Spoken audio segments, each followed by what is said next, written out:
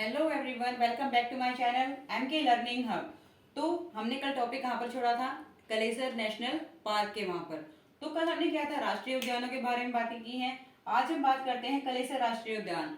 कलेसर नाम से ही याद है कि इसका नाम कलेसर कैसे पड़ा। तो ये महाकालेश्वर मंदिर है वहां पे एक महादेव का, उसके नाम पर इसका नाम कलेसर पड़ा। और ये है कहाँ पर? ये आपके यमुनानगर में है। ठीक है, कहाँ पर है ये? यमुनानगर में। और यहाँ पे कौन कौन से जो पशु हैं वो किसके लिए फेमस है ये? तो इसकी जो फेमस है वो तेंदुए, पैंथर्स, बर्ड वॉचिंग, भौंकने वाले हिरण, चीतल, सांभर, साल साल के पेड़ों के लिए सबसे ज्यादा फेमस है। ये कितने एकड़ में फैला हुआ है? तो आपको बता दो, ये 11,570 एकड़ में फैला हुआ है। आपको एक चीज और बताती हूँ, कलेसर राष्ट्रीय उद्यान और कालेसर वन्य जीव अभ्यारण्य ये दोनों अलग अलग हैं। ये आपका जीव अभ्यारण्य है और ये नेशनल पार्क है। जो कलेसर वन्य जीव अभ्यारण्य है वो कहाँ पर है? वो भी वहीं पर ही है, उसके साथ लगते ही है। 13 दिसंबर 1996 में ये वन्य जीव अभ्यारण्य बना था। ठीक है, और वे कितने एकड़ में है? वो अलग है, वो 13,209 एकड़ में फैला हुआ है। और जो नेशनल पार्क है वो कितने में है? 11,570 एकड़। और ये बना कब था नेशनल पार्क? ये 8 दिसंबर 2003 को नेशनल पार्क बना था। अब इसकी पास में कौन कौन सी और फेमस जगह है जहां पर आप जा सकते हैं या यमुनानगर से रिलेटेड है? जैसे यमुनानगर में लगता है कपाल मोचन का मेला, आपने सुना होगा। तो जब हम मेलों के बारे में एक मैं वीडियो डालूंगी, उस टाइम पे आप देखना कि कौन कौन से प्रसिद्ध मेले पूरे हरियाणा में लगते हैं। ठीक है, तो मैं आपको बताती हूँ ये उद्यान कब से कब तक खुलता है। तो मैं आपको बताती हूँ, ये उद्यान है जुलाई से सितंबर तक तो ये बंद रहता है। बाकी जो आपके 9 महीने हैं इसमें ये खुला हुआ होता है। और best time to travel there वो है नवंबर से स्टार्ट हो जाता है और आप फरवरी तक आराम से वहां पर घूम के आ सकते हैं। ठीक है, अब मैं बताती हूँ वहां पर और आसपास में क्या है। तो मैं आपको बताती हूँ, ताजेवाला जो डैम है, ताजेवाला डैम वहीं पर ही है, या फिर आप कह सकते हैं हथनी कुंड बैराज जो है वो वहीं पर ही है। ताजेवाला बनाया कब गया था?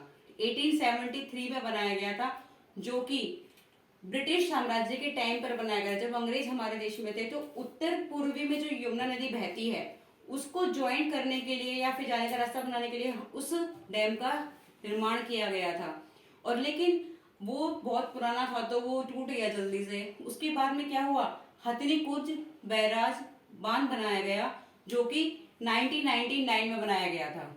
ठीक है, और यहाँ पे 2-3 मतलब और भी तीर्थ स्थल हैं जहाँ पर आप घूम, जैसे पौंटा साहिब गुरुद्वारा है, शाकंभरी देवी जैसे पवित्र मंदिर है वहां पर। तो आप वहां पर भी जा सकते हैं। आपको पता भी होना चाहिए कि इसके आसपास में कौन कौन सी जगह जो फेमस है। तो जो कालेसर राष्ट्रीय उद्यान है इसकी क्वालिटीज यही हैं।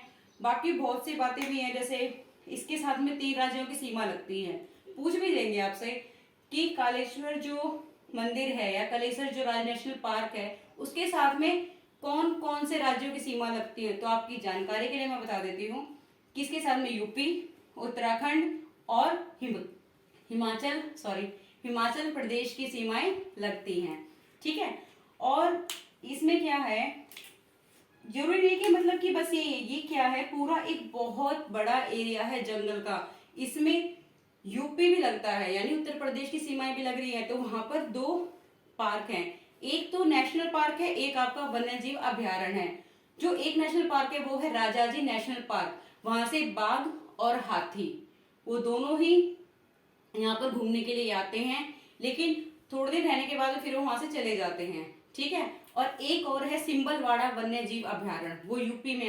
जो राजाजी नेशनल पार्क है वो आपका उत्तराखंड में है और सिंबलवाड़ा वन्य जीव अभ्यारण्य कहाँ पर है? हिमाचल प्रदेश में है। यानी कि मैंने आपको पहले बताया कि इसकी सीमाएं 3 राज्यों से लगती है। तो जो ये पूरा जो क्षेत्र है या कहें तो जो पूरा जंगल है ये सारा का सारा 3 के साथ मिलकर बना हुआ है। ठीक है, यहीं से हमारे यूपी उत्तराखंड आप जब वहां पर विजिट करोगे ना तो आपको वहां पे सब कुछ एकदम बहुत ही नेचुरल दिखाई देता है। मतलब वहां मन लगता है एक तरह से। आप कभी विजिट भी करिएगा वहां पे। लेकिन अभी के लिए जो इम्पोर्टेंटली है वो यही चीजें हैं, आप इनको याद रखना। और अगर वीडियो आपको पसंद आए तो लाइक शेयर सब्सक्राइब जरूर कीजिएगा। मैं किस और जनरल नॉलेज के लिए कौन सी वीडियोस डालूं उसके लिए भी आप प्लीज कमेंट सेक्शन में जाकर कमेंट कीजिए। Thank you.